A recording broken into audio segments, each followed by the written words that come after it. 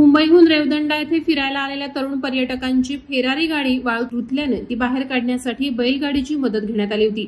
रस्त्यावर वाऱ्याच्या वेगाने दौडणारी आलिशान महागडी गाडी वाळूतून बाहेर काढण्यासाठी बैलगाडीची मदत घ्यावी लागणं या चमत्कारिक विरोधाभासाची सर्वत्र चर्चा रंगली होती। नाताळच्या सुट्ट्या आणि नववर्षाच्या स्वागतासाठी अनेक पर्यटक हे कोकणात दाखल होऊ लागलेत। त्यातच गेल्या 2 दिवसांपूर्वी दुपारच्या सुमारास अलिबाग तालुक्यातील रेवदंडा येथील समुद्रकिनारी काही पर्यटक दाखल झाले होते। याच वेळेस काही तरुण पर्यटक आपली कोट्यवधी रुपयांची महागडी फेरारी गाडी घेऊन समुद्र किनाऱ्यावर दाखल झाले होते।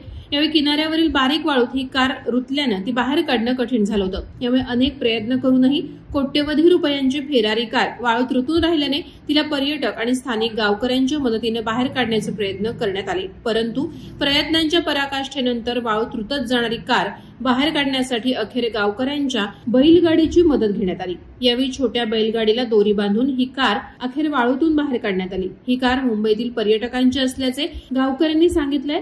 तर वाऱ्याच्या वेगाने धावणारी कोट्यवधी रुपयांची कार ही वाळूत रुतलेली दिसून आल्याने असं आलिशान फेरारी सोबत कधीही घडलं नसावं अशी प्रतिक्रिया उमटत आहे। वादळवारा लाईव्हसाठी न्यूज ब्युरो, अलिबाग। नवी मुंबई व रायगड जिल्ह्यातील ताज्या बातम्या आणि घडामोडींसाठी सबस्क्राईब करा वादळवारा लाईव्ह चॅनल आणि दाबा बेल आयकॉन।